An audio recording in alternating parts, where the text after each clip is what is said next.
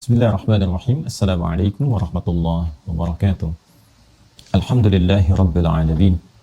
Wassalatu wassalamu ala rasulillahil karimil amin. Nabiyyina Muhammadin wa ala alihi wa sahbihi ajma'in. Wa ba'd. Faya ahbaballahi wa ahbaba rasulihi sallallahu alaihi wasallam. Usi nafsi wa iyyakum bitaqwallahi faqad fazal muttaqun fala tamutunna illa wa antum muslimun.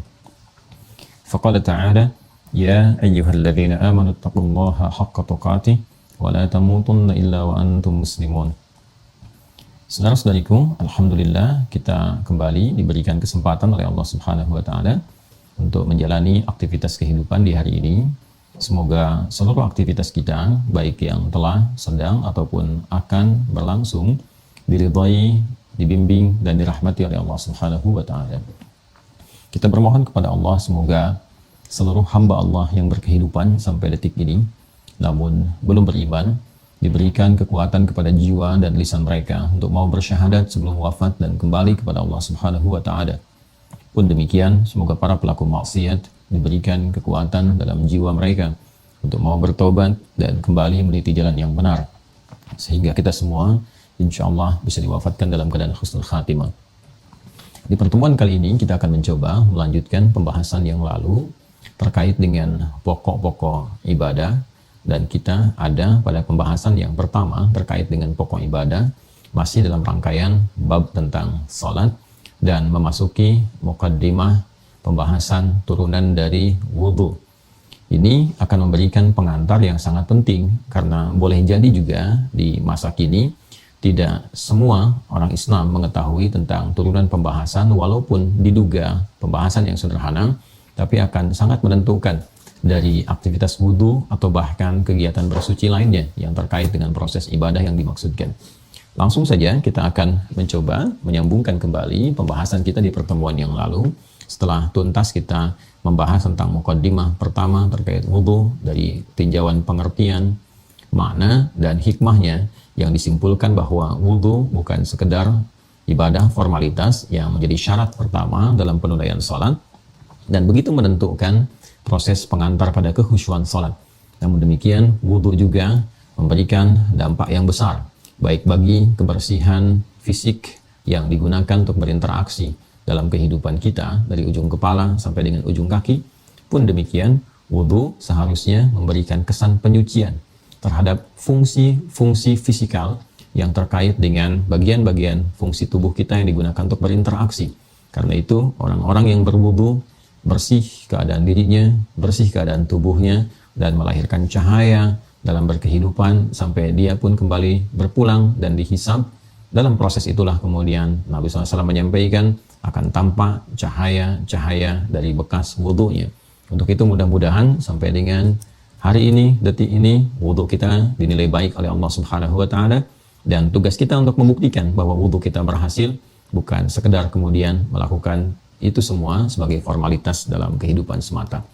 Nah, untuk bisa menunaikan wudhu dengan sempurna, tentunya ada perangkat yang harus digunakan, dan perangkat ini tentu diisyaratkan dalam Al-Quran pada satu materi khusus yang mengerucut kepada air. Kita kembali ke Quran surah ke-5 Al-Maidah di ayat yang ke-6 ketika Allah berfirman, A'udzubillahi minasyaitonirrajim, Ya ayyuhalladzina amanu, hai seluruh orang yang beriman tanpa kecuali, baik merasa dekat, menengah, ataupun tengah merasa jauh dari Allah Subhanahu wa taala, seluruhnya dipanggil dengan satu panggilan yang serupa untuk mengerjakan ibadah yang bisa menjadikan yang jauh menjadi semakin mendekat, dan yang dekat pun menjadi semakin rekat hubungannya dengan Allah Subhanahu wa taala. Kata Allah, diingatkan dan dikuatkan dengan perintah yang mengikat iman ini. Idza qumtum ilas shalah, apabila kalian ingin menyempurnakan diri untuk menuju salat, faghsilu wujuhakum, maka basuhlah, mulai dengan membasuh, ya, awal mula membasuh wajah kalian. Membasuh bila menggunakan turunan kata dari ghasala yaghsilu, fi'il amarnya ighsil, di sini faghsilu, maka kata ghasala itu erat kaitannya dengan air, dengan alma, jamaknya disebut dengan miyah.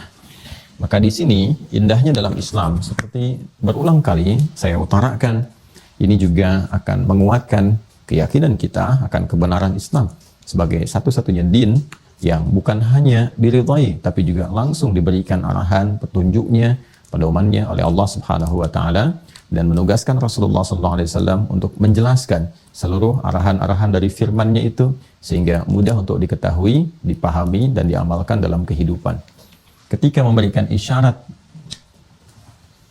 untuk penggunaan perangkat dalam berwudu atau juga bersuci, karena proses wudu ini dinamakan juga dengan taharah, ya?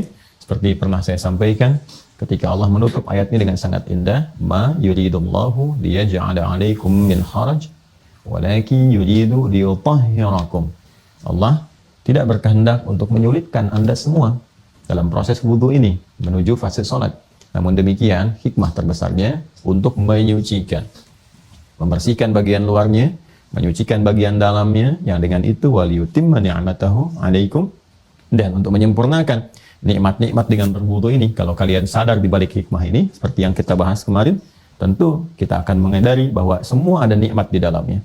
Nikmat bertobat, nikmat digugurkannya dosa, nikmat bertransformasi dari keburukan menjadi lebih baik, nikmat mendapatkan pahala, dan puncaknya nikmat untuk bersyukur la'allakum tashkurun dari semua pemberian yang Allah anugerahkan itu.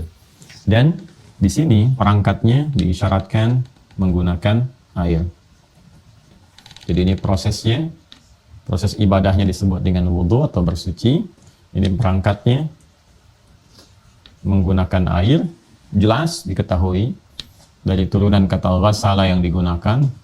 Ya, ini kan memulainya dengan ya ayyuhalladzina amanu idza qumtum ilas shalah faghsilu. Ya kan? Ini kata perintah dari kata ghasala yaghsilu, faghsilu. Ghasala ini erat kaitannya dengan air. Dari mana taunya? Kalau kita teruskan ayatnya sampai ke pertengahan, maka jelas Allah menyampaikan fa illam tajidu ma'a, ya, fatayammamu. Kalau Anda tidak mendapati air, ya kan? Ini jelas. Kalau ini tidak didapati, maka kemudian bertayamumlah dengan debu yang bersih, sa'idan thayyiban, gitu kan? Nah, ini teman-teman sekalian, jadi perangkat yang pertama yang disebutkan terkait dengan aktivitas berwudu itu adalah air. Nanti ketika dipraktekkan dimulai dengan turunan katanya, ini penggunaannya. Nah, kemudian materi airnya disebutkan langsung fa illam tajidu ma'a. Bentuk tunggal dari kata miyah, ya. Ini ma'un, ini bentuk singularnya, mufrad. Bentuk jamaknya adalah miyah. Ya, ini bentuk jamaknya. Untuk pluralnya. Miyahun. Jelas ya? Segala yang terkait dengan air disebut ma'i'un. Ma'i'un.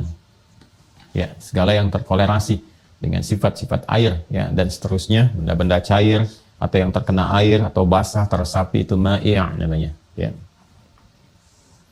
Saya terangkan satu-satu ini diksinya, manfaatnya ketika Anda mengaji, membuka kitab-kitab fikih yang berbahasa Arab, maka istilah-istilah ini akan ditemukan. Babul miyah, bab yang menerangkan tentang jenis-jenis air. Atau nanti di kitabut taharah. Taharah kan adanya di sini. Ya. Nanti at-taharah, ya, hara. Kemudian turunannya ini wudu. Bisa masuk di kitabut taharah nanti. Masuknya nanti subbabnya tentang wudu, subtopiknya. Banyak nanti termasuk di kitab-kitab hadis, terutama kitab-kitab sunan. Jadi kalau kita ingin masuk ke persoalan fikih, kalau mau cepat, cari kitab hadisnya nanti yang metodologinya disusun berdasarkan urutan fikih. Kitab hadis yang disusun berdasarkan urutan-urutan fikih itu disebut kitab sunan namanya. Ya. Sunan. Sunan di sini dalam pengertian penyusunan kitab hadis, ya. Karena nanti dalam pengertian hadisnya sunan jamak dari kata sunnah, nanti beda lagi maknanya. Ya, jadi kitab hadis, kitab-kitab hadis yang disusun berdasarkan urutan fikih. Ya, misalnya nanti Sunan Abu Daud, kan? Ya. Apalagi misalnya Sunan Ibnu Majah, kan? Ada Sunan An-Nasa'i dan seterusnya. Ya, dan seterusnya. Ya. Ini gambarannya. Nah, nanti di sini akan ditemukan istilah-istilah termasuk di kitab-kitab fikih yang lainnya. Ya, kalau kita ngaji dasar misalnya kitab-kitab fikih yang biasa-biasa, ya kalau kita ingin turunkan akan ditemukan ini. Kitabnya banyak sekali. Seperti yang saya contohkan kemarin ya. Ada Fathul Wahhab misalnya. Ada syarah Minhajut Thullab. Kemudian apalagi Fathul Mu'innya, yang Anatul Talibinnya untuk membantu. Ada apalagi misalnya, ya ada turunan-turunan yang lain yang dasar-dasar yang bisa kita temukan, ya Al-Mu'inul Mubin misalnya yang dasar yang di kita-kita itu yang kita dapati. Kalau mau naik ke atas ya nanti di Madzhab Syafi'i ada misalnya, ya atau di kitab-kitab lainnya. Nah, ini kita akan temukan. Secara singkat, ma itu air bentuk tunggalnya, miyah itu bentuk jamaknya, ma'i' segala hal-hal yang terkait dengan air, ya. Baik, kalau kita ingin turunkan kemudian pertanyaannya, ketika kita diperintahkan untuk berwudu menggunakan perangkatnya berupa air, maka air jenis apa ya yang dimintakan oleh syariat dalam hal ini, baik isyaratnya dari Al-Quran atau penjelasnya dari hadis-hadis Rasulullah SAW untuk bisa digunakan dalam proses berwudu. Nah, ini yang coba kita antarkan dulu. Jenis air di dalam Islam itu setidaknya dibagi ke dalam 5 bagian utama. Ya, 5 bagian utama. 1, ada yang disebut dengan airnya mutlak. Mutlak.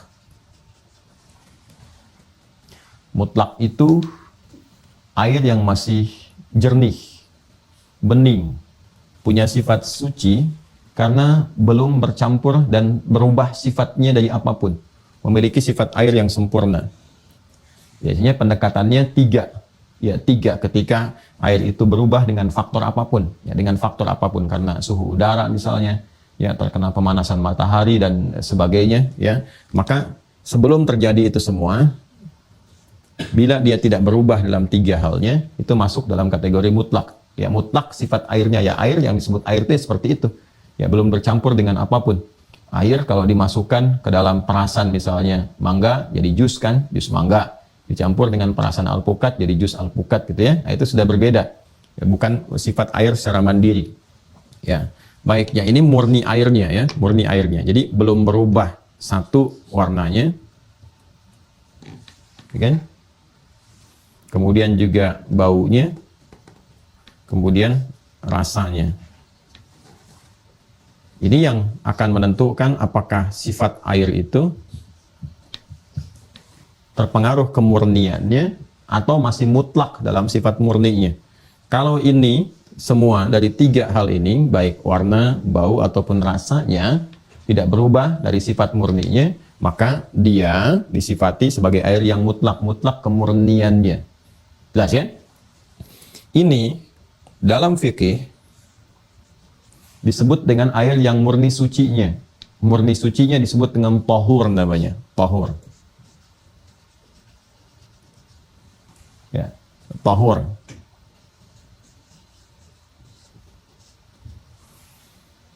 Awas ya, istilah tahur yang dimaksudkan dalam konteks ini, dalam konteks berwudu terkait dengan air yang punya sifat tahur. Nanti tahur itu istilah yang banyak digunakan. Saat ada orang sakit, kan, terus disebutkan dengan tahuran insya Allah.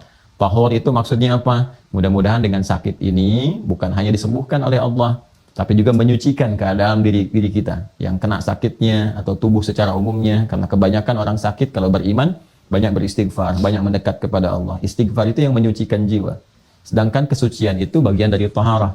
Karena itu ada kalimat yang diungkapkan berupa doa, tahuran insya Allah. Selain syafaakallah, syifaan ajilah misalnya, tahuran insya Allah. Tahur.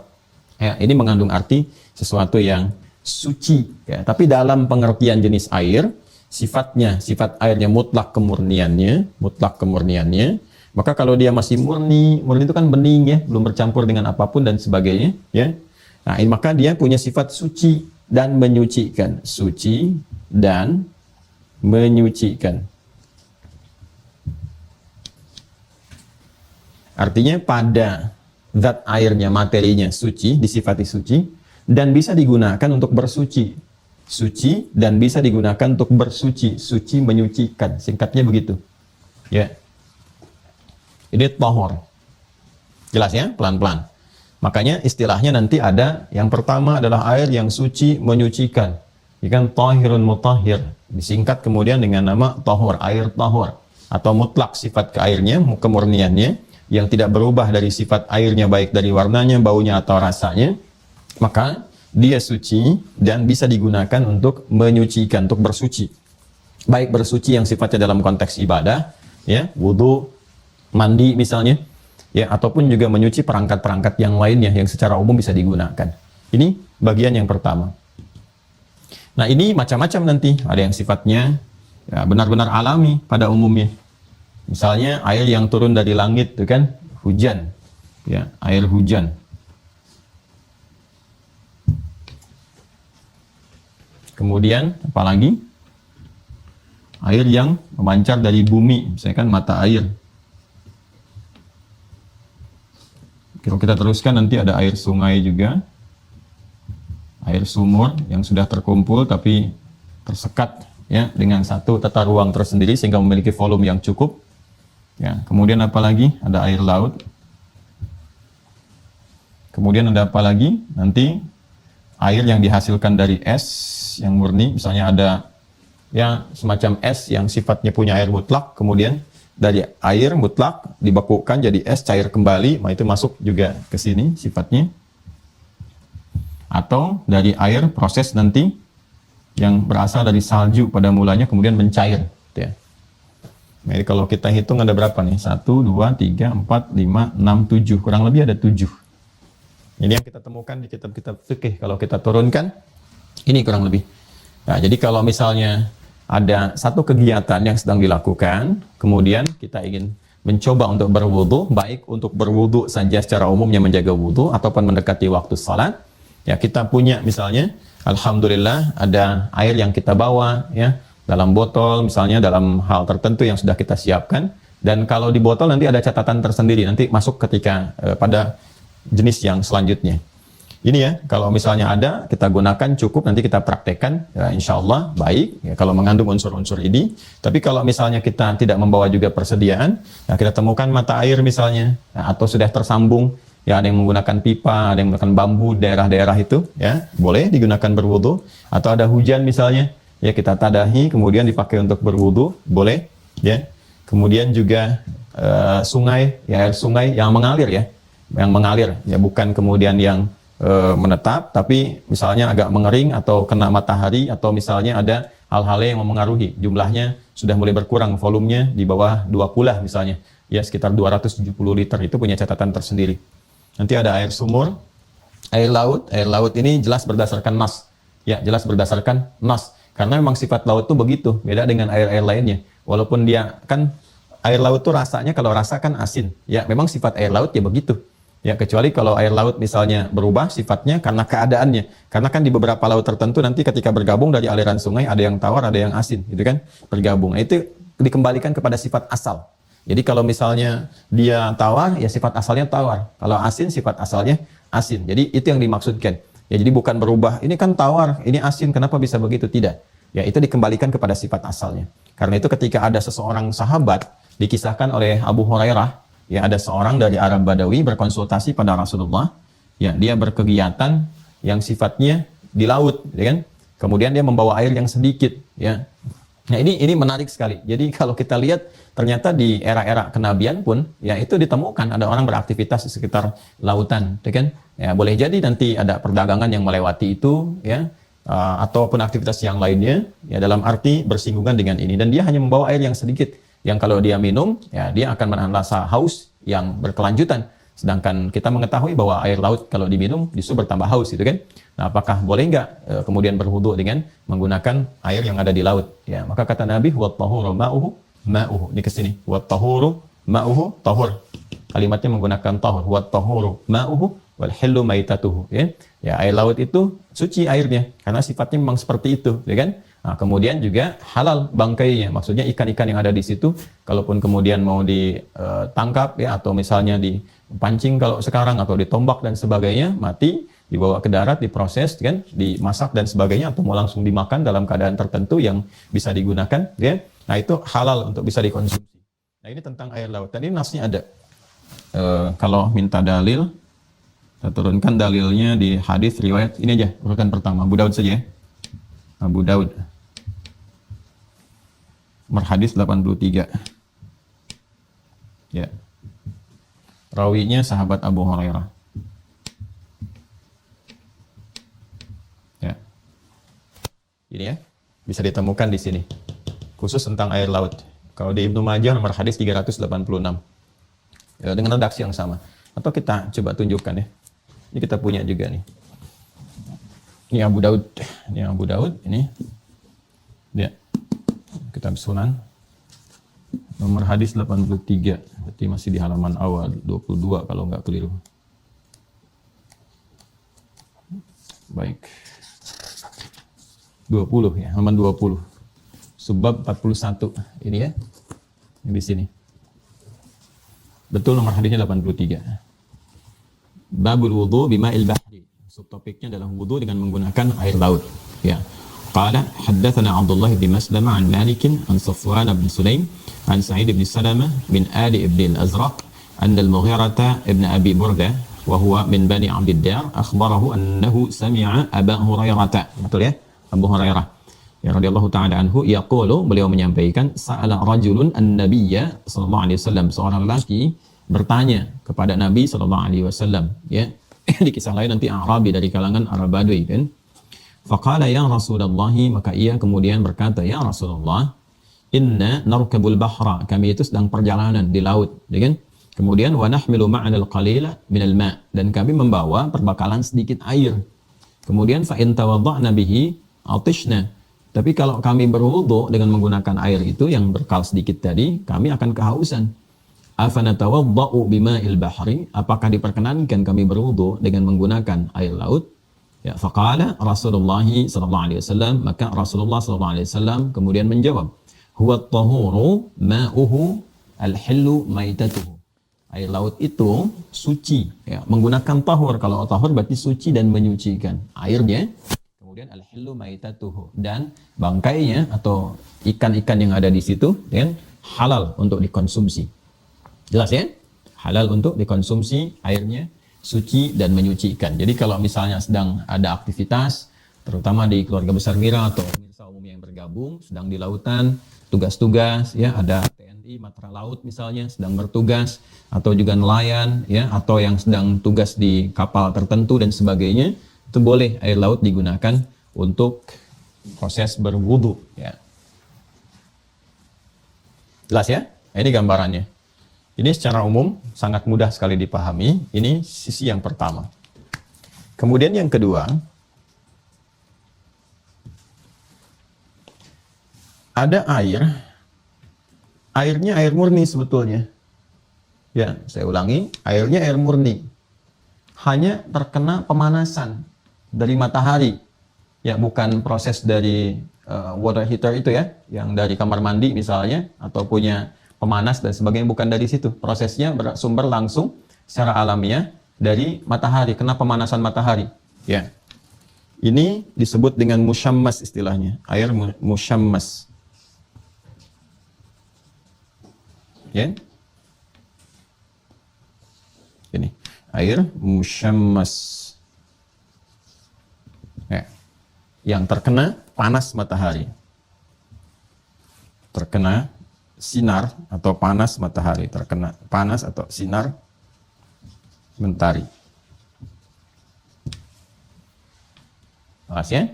Anda ada air, baik di botol misalnya, ya, atau perangkat lainnya, atau menemukan satu misalnya keadaan air tertentu, tapi langsung terkena pemanasan dari matahari, sifatnya kena sinar. Maka yang seperti ini makruh digunakan untuk bersuci. Makruh. Tidak disukai, disarankan untuk tidak digunakan. Walaupun ada unsur kecil kebolehannya, ya mungkin kalau nggak ditemukan lagi yang lainnya hanya ada ini, gitu kan, maka ada perkenannya. Walaupun sifat makruh melekat kepadanya, dan makruh ini nanti ada risetnya tersendiri. Ada risetnya tersendiri. Makruh cenderung tidak disarankan, cenderung tidak disukai. Ya. Jadi cenderung tidak disukai, tidak disarankan, walaupun juga tidak mutlak dilarang, ya, tidak mutlak dilarang. Nah, Jadi kaidahnya begini, kalau ada sesuatu yang makruh, ini nggak disukai gitu kan, yang seperti ini. Dilarang sih tidak, haram sih tidak, cuma tidak disukai. Nah itu bisa dilihat ilatnya, sebabnya apa. Kalau sebab itu bisa hilang, ya dengan analisis atau riset tertentu, maka nyaman saja untuk digunakan. Ya, ini gambarannya. Kalau kita di fisika dasar itu kan, saya masih ingat itu, kalau nggak keliru mohon diluruskan ya, kan saya bukan expert di bidangnya gitu. Ya air kan kalau kena pemanasan langsung dari matahari itu ada proses yang disebut evaporasi ya, saya ingat ya. Lawannya kan kondensasi itu di fisika dasar itu ya. Ada evaporasi, ada proses evaporasi, ya. Proses pemanasan sehingga menjadikan perubahan, ya kan? Pada molekul-molekul air itu yang dari tadinya sifatnya cairan kemudian berproses menguap menjadi gas itu kan ya. Dan nanti lawannya kan kondensasi. Kalau kondensasi kan sudah menguap ke atas, nanti jadi turun kan, jadi air hujan itu ya, dan punya sifat sendiri dari situ. Kalau masih ingat ya pelajaran itu di fisika dasar itu. Nah proses evaporasi ini kan dipengaruhi oleh banyak faktor ya. Ada suhu udara, suhu air, proses mataharinya sendiri, dan proses matahari itu ketika memancarkan sinar kan ada proses radiasinya juga. Ya, radiasi ini nanti yang menyebabkan juga terjadinya perubahan ya pada keadaan molekul-molekul air. Semakin tinggi, semakin panas kan ada bertubrukan tuh molekul di dalamnya. Ya, ikatan-ikatan yang melekat di penyusun air yang dimaksudkan. Nah, ini ketika terjadi dalam konteks pemanasan itu, nah ini kita nggak tahu nih sifat air itu melekat bendanya di mana. Ya, perubahan suhunya berpengaruh nggak dengan keadaan sinar air itu. Kalau dia kena botol, kan ini jadi bermasalah. Apalagi botol plastik, ya. Kalau dia terurai sifat-sifat plastiknya, kemudian terkena kemudian kepada bagian airnya dan bercampur di situ, jangankan dipakai wudhu, diminum aja nggak dianjurkan.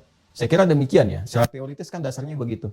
Mungkin yang teman-teman ahli di bidang fisika atau kimia itu akan lebih mengetahui bagaimana ketika air dalam botol terkena pemanasan langsung, ya dari matahari dan sebagainya, kan sifatnya juga itu bisa dikhawatirkan ya, karena sifat-sifat ada dalam plastik terurai ya, kemudian juga partikelnya bisa bercampur dengan molekul-molekul yang ada dalam air, jadi bisa berpengaruh keadaannya. Atau bila terkena pemanasan langsung. Nah ini kenapa sifat makruh itu ada, tidak disukai, karena khawatir ada perubahan dalam sifat air yang tidak langsung nampak ya. Kalau yang nampak nyata kan berubah warnanya jelas, kalau berubah warna sudah nggak bisa digunakan. Terkena pemanasan berubah warna jelas ya.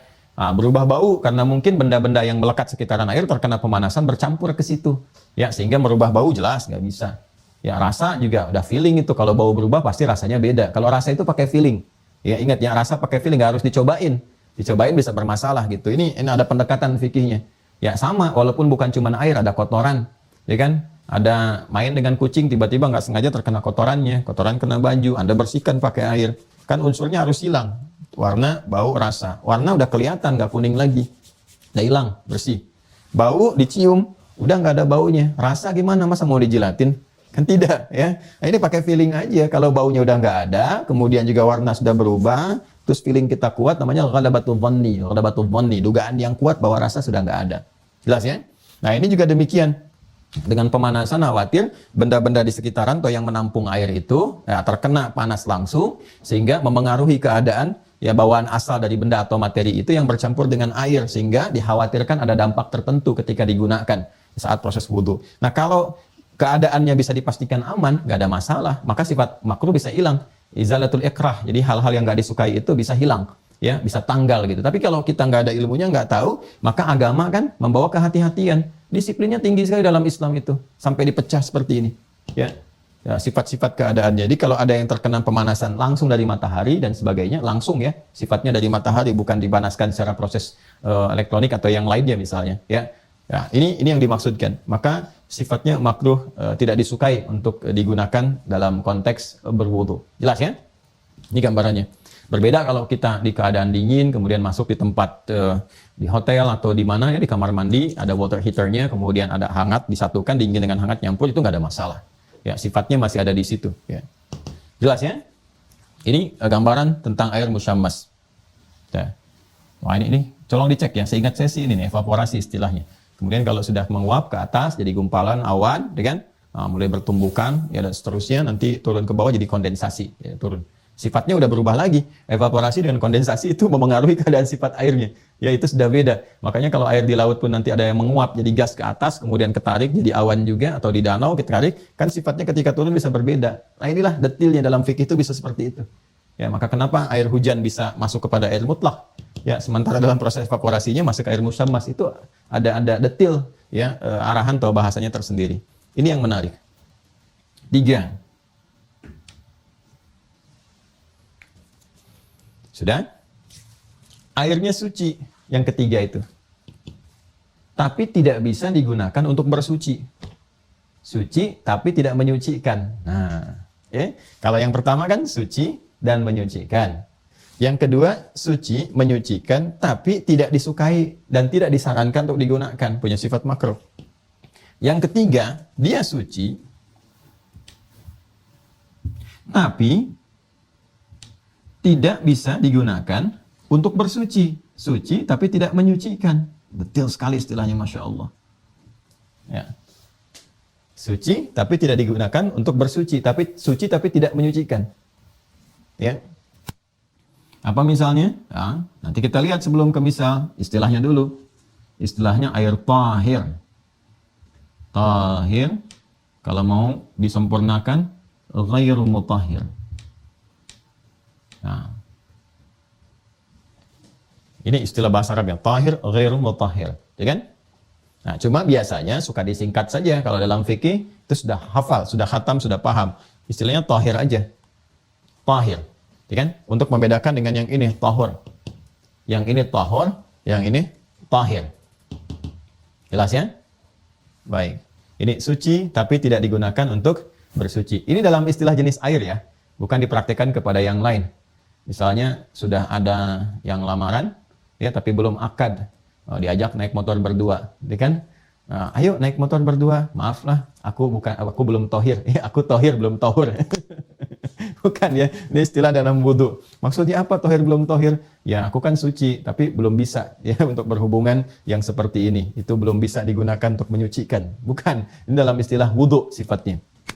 Ya ya. Jadi kalau kita menemukan kata tahir seperti ini, tahir. Itu jenis ketiga. Tahur, jenis yang pertama. Jelas ya? Ingat, ada tahur, ada tuhur. Oh, beda. Ya, dan di Sunda itu banyak sekali kosakata juga diserap dari bahasa Arab. Ya. Ini tuhur. Orang kalau jemur pakaian kan, ya atas tuhur sebenarnya kan.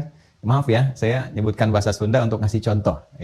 Ya, untuk keragaman di Indonesia begitu, Masya Allah, banyak sekali bahasanya. Dan kita bersyukur kepada Allah dengan kaya bahasa ini, berapa banyak kita bisa disatukan dan mewakili karakter-karakter yang luar biasa. Itu Bhinneka Tunggal Ika. Nah, di Sunda juga ada serapan dalam bahasa Arab seperti tuhur. Nah, itu acukna atau tuhur. Ya. Bajunya itu sudah kena panas, dijemur, ya sudah tuhur. Nah, tuhur itu sebetulnya ajaran orang tua dulu yang mengajar secara fikih. Maksudnya apa? Sudah suci.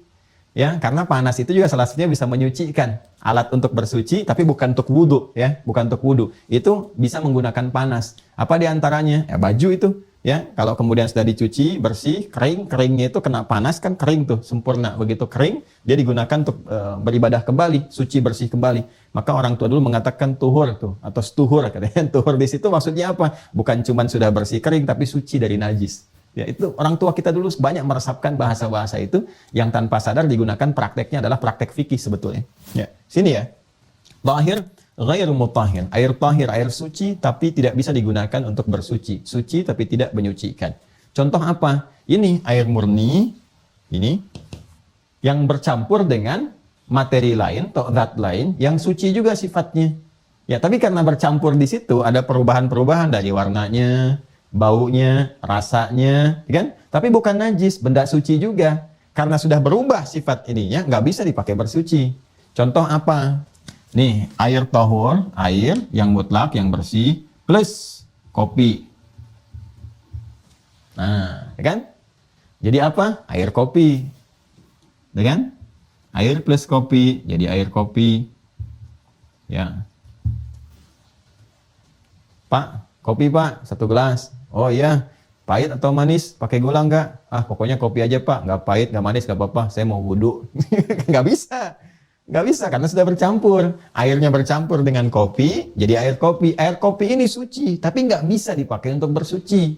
Kenapa? Karena bercampur sifatnya ini keadaannya. Walaupun dua materi sifatnya sama-sama suci, tapi kalau airnya sudah bercampur dan berubah dari sifat dasarnya, maka tidak bisa digunakan untuk bersuci. Ini gampang, tinggal tambahin aja hal-hal yang suci yang lain setelah ini. Ya, air plus jeruk, ya kan? Nah, air plus alpukat terus jadi bercampur airnya, maka ini disebut dengan air tahir tapi ghairu mutahhir. Air yang suci tapi nggak bisa digunakan untuk bersuci. Air sabun nggak bisa dipakai wudhu, ya kan? Ingat, air sabun pakai mandi bisa, mandi biasa dan seterusnya, tapi dipakai untuk berwudhu tidak, ya. Baik, termasuk nanti kalau ada mandi besar misalnya, ya, nanti ada babnya sendiri. Kan sudah saya contohkan di pertemuan yang dulu, ya, sampai langsung dipraktekkan itu dengan contoh, ya, apa namanya, shower dan seterusnya. Itu cara-caranya pernah saya praktekkan. Ya, kalau airnya bersih, bagus, gunakan sabun terpisah, boleh. Ya, dalam mandi kan beda dengan sifat biasa. Ya, tapi kalau mandinya langsung menggunakan air sabunnya, tidak dinetralisir kembali dengan air-air yang bening, yang bersih, itu juga tidak tepat digunakan demikian dalam proses mandi besar, ya. Tuh. Nah, artinya kalau bercampur dengan zat-zat yang lain, maka sifat tahurnya berubah jadi tahir, seperti ini. Jelas ya? Kalau sama-sama suci. Kemudian yang keempat, dan air suci, dasarnya selalu ini. Air tahur, suci, dan menyucikan, tapi sudah dipakai bersuci sebelumnya. Ya, kan ada, kalau sedang berwudu misalnya kan, ditadah bawahnya itu kan, ditadah tuh, jadi pakai ember atau yang sejenisnya, sehingga airnya nggak jatuh kemana-mana, dari keran tuh langsung ke ember itu lagi. Nah, jadi yang jatuh ke situ, ya, terkena dari atas ini, sudah masuk ke situ, sudah digunakan. Dalam bahasa Arab, air yang sudah digunakan untuk bersuci, ya, sudah digunakan, dipakai, itu disebut dengan musta'mal namanya, musta'mal. Musta'mal.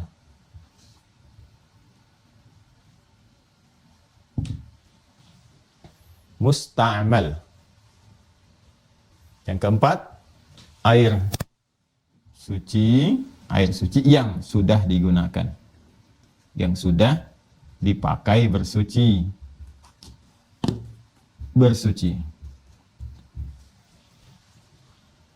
Dan ini walaupun ada khilaf kecil di antara para ulama, tapi yang paling populer dan ini yang dipegang oleh kita, dengan ini tidak digunakan untuk bersuci kembali.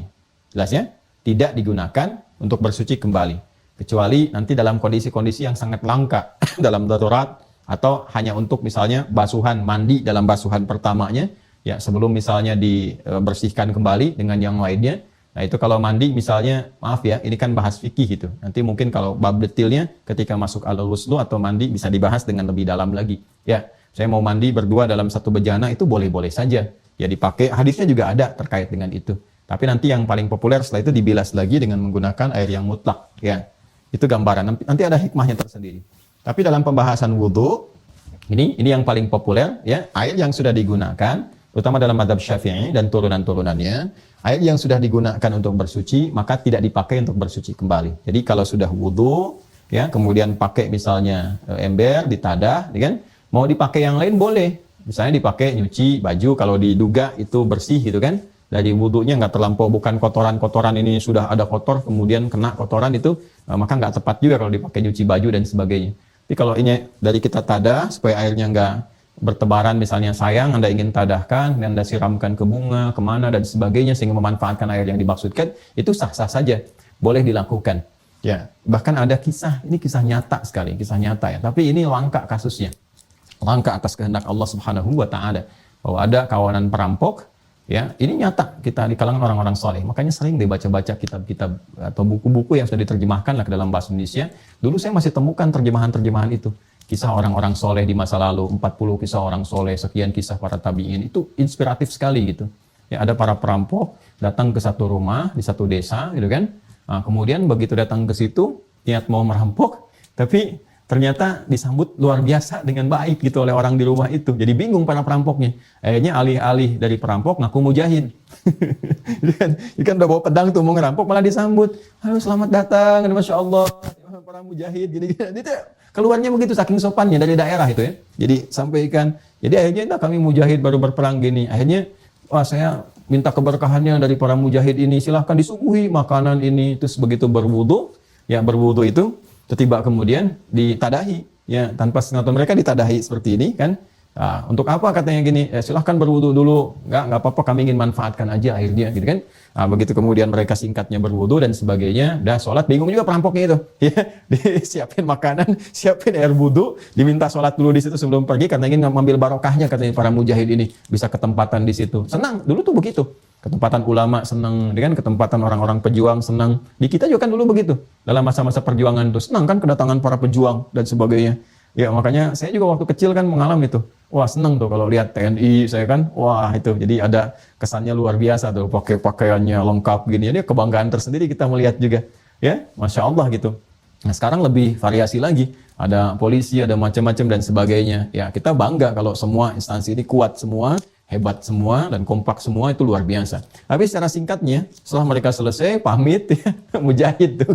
Mujahid. Jadi mereka juga bingung. Udah pergi keluar. Udah beraktivitas lagi, ternyata air hasil tadahan tadi itu digunakan oleh bapak tadi untuk mandi anaknya yang lumpuh, pakai mandi, ya dengan harapan memohon kepada Allah Subhanahu Wa Taala, mudah-mudahan ada baiknya, ada berkah. Ini babnya tersendiri ya, babnya tersendiri. Walaupun barangkali nggak bisa berlaku umum, tapi nanti ada dasar-dasar kaidah yang bisa digunakan dan kita nanti bisa turunkan babnya di sini. Begitu dipakai kemudian, apa yang terjadi teman-teman sekalian? Dengan izin Allah, kuasa Allah menyembuhkan, sembuhlah kemudian anak itu. Sembuh. Ini kisah nyata, ya kisah nyata. Jadi sembuh anak itu, Masya Allah mereka bersyukur dan sebagainya. Satu kali, ini kawanan mujahid tanda petik tadi, ya datang lagi. Ya begitu datang lagi, apa yang terjadi? Ya yang nyambut anak kecil. Ya Masya Allah para mujahid gini dan sebagainya, gitu kan? Disambut, ya mereka biasalah mau pura-pura lagi gitu kan, mau mampir, mau makan dan sebagainya. Lalu bertanyalah pimpinan mereka, siapa anak ini? Dulu kami kesini kan nggak ada, bapaknya cerita. Itulah yang kami ingin sampaikan. Syukur pada Allah. Terima kasih kepada kalian para pejuang. Anak ini sebetulnya lumpuh dulunya. Begitu kalian pertama mampir ke sini, kami mohon keberkahan kepada Allah Subhanahu Wa Taala dengan datangnya kalian para pejuang yang ikhlas mampir ke sini makan berwudu. Kami gunakan air bekas wudunya untuk mandi itu anak kami itu. Ya bukan mandi dalam keadaan bersuci ya. Ya mandi seperti biasa gitu. Kami gunakan untuk mandi dan dengan izin Allah dia sembuh. Ya Masya Allah terima kasih. Jadi begitu ada respon demikian langsung jatuh tersungkur nangis semua dan tobatlah pada saat itu. Ya, dari yang tadinya mujahid yang KW, ya yang pura-pura, jadi sekarang mujahid yang asli. Pada akhirnya kemudian mereka bertobat, ikut berjihad dan sebagainya, dan hasuna islamuhum, keislamannya baik. Itu kisah inspiratif yang sangat luar biasa. Di setiap bab itu ada kisahnya. Ya makanya kalau Bapak Ibu keluarkan setiap bab dengan contohnya kisah inspiratifnya itu untuk anak-anak itu luar biasa. Ya, saya dari beberapa waktu ke belakang mungkin ya itu sering juga menceritakan karena anak-anak kadang minta cerita di malam hari kan. Kita cerita ini, cerita itu, kadang ngasih buku. Nah, kita gunakan untuk menceritakan di Al-Quran pelan-pelan sehingga tertanam dan itu akan membantu pada hafalan gitu. Ya, nah cobalah para orang tua tuh dapatkan itu. Banyak sekali di kitab dan itu bukan fiktif sifatnya nyata. Ya, di sejarah Islam itu kita hampir tidak mengenal yang fiktif. Ya, hampir tidak mengenal. Adapun cerita-cerita fiksi yang muncul itu misalnya itu pun dari kreativitas yang ada dalam bentuk kisah-kisah yang seperti 1101 malam dan sebagainya. Ya, itu kisah-kisah hanya dongeng fiksi-fiksi yang disampaikan pada masa itu untuk kegiatan-kegiatan tertentu. Tapi kisah-kisah yang dibangun untuk penguatan dasar-dasar kehidupan itu nyata semua. Ya, kita nggak kenal tokoh-tokoh Superman, Batman, kan? Ataupun macam-macam yang mungkin banyak sampai dengan kekinian. Ya, ini mustamal ya. Ini mustamal. Dari mustamal ke Batman ini. Ya, pokoknya ini mustamal yang sudah digunakan. Ya, nah ini. Jadi kalau kita masih dapatkan air yang ini mutlak, ya maka ini yang didahulukan. Ini yang sudah digunakan maka tidak dipakai lagi untuk bersuci. Kalau mau dipakai untuk yang kegiatan biasa, nyuci atau mandi misalnya dari situ kalau kita wudunya memang masih bersih cuman batal aja, wudu lagi ditada, pakai mandi ya sah-sah saja digunakan sepanjang mandinya bukan terkait erat dengan sifat bersuci ya seperti mandi besar dan sebagainya. Dan tentunya dibilas lagi dengan air-air yang mutlak yang lebih bersih. Kemudian yang kelima, yang terakhir ya. Ya. Sudah? Yang kelima itu sudah bercampur dengan najis.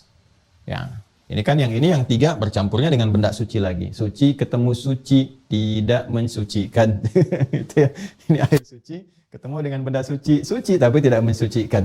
Ya, kemudian yang kelima ini airnya suci bertemu dengan benda yang tidak suci. Ya, ketika bertemu dengan benda yang tidak suci, bercampur, terkontaminasi, jadilah kemudian tidak suci air itu. Ya, tidak suci. Kenapa? Karena terkena najis. Yang tidak suci itu kan najis namanya. Ya, makanya bahasa Arabnya disebut dengan mutanajis. Air mutanajis. Mutanajis. Air najis yang punya sifat tidak suci. Ya? Oh, ini sederhana saja. Ya, coba dilihat saja ini. Salah satu sifatnya hilang karena kena najis. Ya, ada air, udah disiapin buat wudhu, ternyata kucing kesayangan kecemplung di situ, ya, sambil buang emas misalnya di situnya. Nah, ini yang repot. Ya, terpengaruhlah keadaan-keadaannya, warna, bau, dan rasanya. Maka nggak bisa lagi dipakai. Sudah kena najis. Ya, ada kotoran-kotoran yang bisa ditoleransi kalau jatuh ke airnya dengan volume yang besar. Ya, biasanya ukuran 2 kulah. 2 kulah. Kulataini, itu kan 2 kulah. 2 kulah itu berapa sih volumenya sekarang? Ya, kalau pendekatan dulu, liternya itu bisa berbeda-beda. Bisa 500 liter yang ukuran liternya Irak, sekian liter 300 sekian yang ukuran Mesir. Tapi setelah dikaji, dipelajari, dengan ukuran orang Arab pada umumnya didapatkan sekitar 270 liter. 270 liter. Volume airnya. Ya, bila ada di satu wadah 270 liter, itu detailnya Masya Allah, saya itu kagum sekali ya sama ulama-ulama fikih tempo dulu itu. Dan tidak banyak orang tahu, di antara mereka juga ada yang pakar di bidang kedokteran, matematika. Imam Syafi'i itu kan pakar juga bidang kedokteran itu. Nggak banyak orang tahu itu. Yang Ali bin Abi Thalib itu di matematika itu begawan matematika. Ya, kalau kita ngaji beberapa kitab fikih, bahkan ada tafsir nanti yang membahas juga tentang teka-teki matematika Qur'ani itu, enak banget tuh ngaji tafsir itu tuh. Ya, Al-Jawahir namanya. Itu bab terakhirnya itu ada kisah-kisah inspiratif, kisah nyata pendekatan Al-Qur'an tapi dengan hitungan. Wah, itu banyak, kaya sekali, kita tuh kaya sekali. Corak tafsirnya juga banyak gitu. Kalau mau dikaji itu enak. Jadi ilmuwan ngaji juga dapat pembahasannya. Ya, ekonom ngaji dapat pembahasannya, politisi ngaji ada, militer ada, sipil ada, semua babnya ada. Dan coraknya itu lengkap sekali. Ini 270 liter itu bahkan disebutkan dimensi tempatnya. Sekitar ukuran kedalaman dengan lebar atau panjang, atau bahkan juga bisa persegi panjang, atau dalam bentuk kubus misalnya, ya, dengan kedalaman sekitar 91 cm. Kurang lebih lah, 91 cm. Ya, dengan lebar dan panjang yang serupa. Itu kurang lebih akan menampung ini 270 liter air. Secara singkatnya, kalau volumenya segini, terus terkena najis yang pada umumnya tidak banyak merubah keadaan. Ini paling minimal. Kalau lebih dari itu bisa dipakai untuk bersuci, itu lepas sekali. Ya, seperti terutama kalau sudah airnya mengalir. Kalau ini kan airnya tidak mengalir, menetap. Ya, air danau yang menetap, tidak mengalir pada umumnya. Terus tiba-tiba ada kotoran cicak masuk ke situ, kan itu tidak berpengaruh banyak kepada airnya. Itu tetap bisa digunakan untuk berwudu. Ya. Baik, kalau air mengalir, ya sudah, sifatnya sudah beda karena kotorannya pun ikut mengalir. Makanya air sungai yang mengalir sifatnya itu masuk dalam keadaan air mutlak ke sini. Boleh digunakan untuk bersuci. Nah, ini bila najis yang masuk yang dimaksudkan itu sudah merubah keadaan ini. Memang airnya lebih daripada 270 liter, tapi kerbau mandi di situ. Ya, udah kelihatan semua berubah. Maka jangan juga iseng dipakai wudhu. Kalau sudah seperti itu sudah berubah semuanya. Sudah mutanajis keadaannya. Kuda nil mandi di situ, badak mandi di situ, dipakai wudhu. Tidak. Itu jatahnya badak gitu kan. Itu jatahnya kerbau. Gak usah kita ikut-ikutan cari yang lain. Ini selesai. Nah, jadi ini ada 5, teman-teman sekalian. Air mutlak dengan sifat sucinya, dengan keadaan yang tidak berubah di 3 pendekatan disebut dengan tahur. Dan air musyammas terkena pancaran sinar matahari di sini sehingga mengalami proses-proses tertentu yang diduga akan mempengaruhi keadaan airnya. Jika dipastikan keadaan itu tidak terpengaruh dari 3 sifat ini dan aman digunakan, maka hilang sifat makruhnya, silahkan digunakan untuk bersuci. Tapi kalau sekiranya ada proses kimiawi tertentu yang mempengaruhi keadaan air sehingga diduga akan memberikan dampak-dampak yang kurang baik misalnya bagi tubuh, maka tidak digunakan. Kemudian yang ketiga, tahir, ghair mutahhir atau air tahir saja. Ya, maka ini adalah air suci yang tidak digunakan untuk bersuci, seperti air bertemu dengan benda yang suci yang tadi saya jelaskan. Baik itu kopi, jeruk, sabun, dan sebagainya, maka tidak bisa digunakan untuk berwudu. Musta'mal yang sudah digunakan, tidak digunakan untuk bersuci kembali. Demikian keumuman fikihnya. Kemudian juga air yang mutanajis, yang sudah terkena najis, yang memang tidak bisa digunakan untuk bersuci dengan batas-batas tertentu. Nah, ini gambarannya. Ya. Kalau ke anak usia 3 tahun, 4 tahun, atau 2,5 tahun, kasih lirik-lirik aja yang gampang. Itu kan? Air-air itu ada 5 jenis. Yang pertama tahur, suci menyucikan. Wah, itu kalau mereka dapat seperti itu enak, udah ke bawah dari sejak kecil. Ya. Pada yang kedua namanya musyammas, sifatnya makruh, tidak disukai. Lu sampai ke akhir aja. Bapak Ibu ngarang sendiri aja deh gitu kan, mau pakai yang mana, yang penting anak. Ini untuk anak-anak ya, untuk anak-anak, bukan orang tua yang kekanak-kanakan. Ya, jadi orang tua ya cukup mengetahui secara nalar yang kuatnya, dan ini yang paling utama untuk digunakan. Ya. Udah ya? Nah, kalau sifat-sifat yang bisa digunakan ini, yang aman dan sebagainya tidak ditemukan, maka diperkenankan kemudian ada 3 kondisi. Ya, nggak menemukan air sama sekali dengan sifat yang bisa digunakan untuk bersuci, ya, tidak ditemukan ini, itu nanti ada satu istilah yang luar biasa di Al-Quran itu. Menggunakan turunan kata wajada yajidu fa illam tajidu ma'a, masih di Quran surah ke-5 ayat ke-6. Quran surah 5 ayat 6. Ya. Fa illam tajidu ma'an fatayammamu. Salah. Fa illam tajidu ma'a, gitu kan? Nah, ini. Maka jika lam tajidu, kalian tidak mendapati ma'a, air. Nah, wajada yajidu itu ada 3 klasifikasinya. Pertama, memang tidak ditemukan sama sekali. Tidak ditemukan. Keadaan sedang kering, hujan tidak turun, ya, mata air sungai, ya, dan sebagainya juga tidak ditemukan, sangat terbatas dan sebagainya, kita nggak menemukan keadaannya, ya kan? Kondisi pertama. Yang kedua, airnya ada, tapi sedikit sekali. Kadar sedikit ini digunakan untuk kebutuhan pokok yang menunjang kehidupan. Ya, hajat daruriyah istilahnya, hajat darurat. Ya. Contoh, ada air, kita bawa nih gitu kan, tapi cukup di perjalanan untuk minum. Yang kalau nggak minum, kan minum nggak bisa tayamum. Ya kan? Wudhu bisa tayamum, nggak ada air. Ya minum bagaimana? Minumnya tayamum kan nggak mungkin. Ya, minum kan yang digunakan apa perangkatnya? Ya air. Karena itu kalau misalnya dicukupkan untuk kebutuhan pokok untuk minum, maka jangan dipaksakan untuk digunakan wudhu. Ya, atau hajat yang sifatnya terbatas. Ya, kayak di pesawat terbang misalnya kan ada hajat-hajat terbatas di situ. Atau di toilet-toilet yang di kendaraan misalnya. Ya, semua 100 orang misalnya mau berwudu di situ, begitu 50 airnya habis semua. Yang 50 nggak bisa. Ya, begitu ada persoalan, ada hajat tertentu, air nggak ada. Jadi madarat untuk semua, gitu kan? Nah, ini jadi persoalan di sini. Ini kalau sedikit sekali, seperti kasus yang kita temukan tadi, tapi kan itu ada alternatifnya di air laut, ya kan? Nah, ini yang kedua. Yang ketiga, airnya ada, tapi tidak memiliki kemampuan untuk menggunakannya. Karena alasan medis tertentu misalnya. Kalau terkena air, ya penyakitnya bisa semakin parah. Ya, atau kondisi-kondisi tertentu yang tidak bisa menggunakan itu. Dingin luar biasa. Nah, ini ada kisah lagi nih. Ini Islam tuh kaya dengan kisah. Cuma nggak akan saya kasih sekarang. Nanti aja. Ini kisahnya tuh luar biasa. Ada lucunya, ada harunya, ada macam-macam lah. Ya kan? Orang baru masuk Islam, mu'alaf, terus langsung diangkat jadi panglima perang.